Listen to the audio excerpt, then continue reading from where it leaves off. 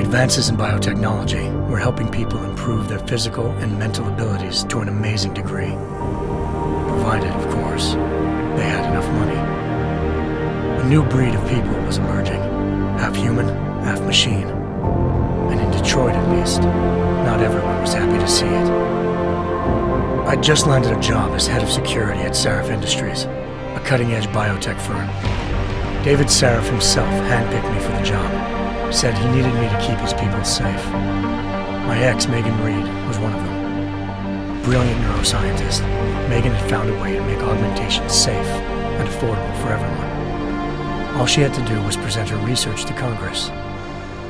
But the night before her big meeting, my security measures failed. A team of Black Op mercenaries stormed into Serif headquarters, massacring everyone in sight. 3 of the mercs were heavily augmented walking tanks. Their mission? Take out Megan and her team. I tried to stop them, but their leader tossed me through a plate glass wall. Last thing I heard as his bullets slammed into my brain was Megan's dying scream. I should have died with her. Only I didn't. High-end military-grade enhancements saved my life. The best augmentation Serif's money could buy. Took me half a year to get a feel for it. Should have taken longer. But 6 months into my recovery, Serif Industries was attacked again. This time, by a radical group of pro-human purists.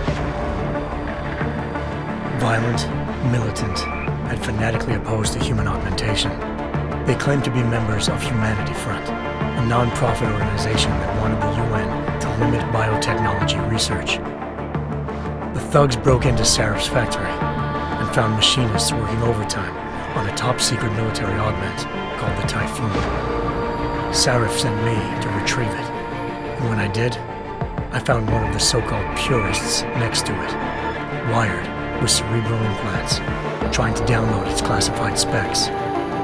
Obviously, something more was going on. The AUG killed himself before I could question him.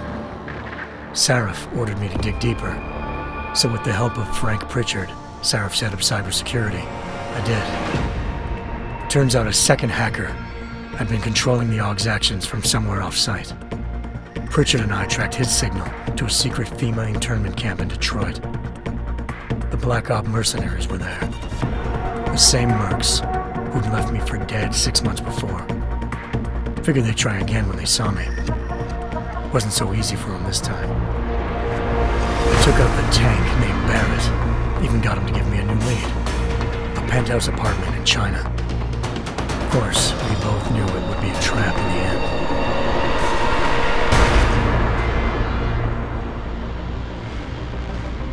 Hengsha Island, China. Home to a city so crowded, they had to build a second city on top of it. Trying to find clues in Hengsha wouldn't be easy. Lucky for me, I wasn't alone. Farida Malik, Serif Industries' ace pilot, had lived in Hengsha before. A good person to have on your side. She knew enough about the place to get me around. Malik dropped me in the lower city, close to the penthouse Barrett had told me about. Bell Tower Associates, a private security firm under contract to the Chinese government, had agents tossing the suite when I arrived. Just not for the reason I'd been expecting. Turns out the man who lived there was a criminal hacker named Van Bruggen. The same hacker who'd been remotely controlling the AUG in Serif's factory. Van Bruggen's panicked decision to force the man to commit suicide had been a mistake. Now his mercenary partners were gunning for him, and I needed to find him before they did. Locating Van Bruggen meant playing nice with the Triads, Hengsha's organized crime lords. They had the hacker holed up inside a low-rent capsule hotel. By the time I found him, Van Bruggen had no qualms giving up the woman who hired him. Zhao Yunru, president of the Taiyang Medical Corporation. According to Van Bruggen, Zhao wanted to monopolize the augmentation industry and had hired Black Op mercenaries to destabilize her competition. Serif Industries was at the top of her list. To prove this, I needed to get inside TYM and grab a surveillance hologram off a server. I suspected Van Bruggen was hiding something when he told me this, but nothing could have prepared me for what I saw. Megan wasn't dead. She and her 4 best researchers had been kidnapped, spirited away somewhere while their kidnappers made it look like they were dead.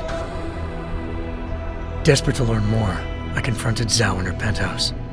She claimed to be a pawn in a bigger plan, and hinted at a group so powerful it controlled global interests at a whim.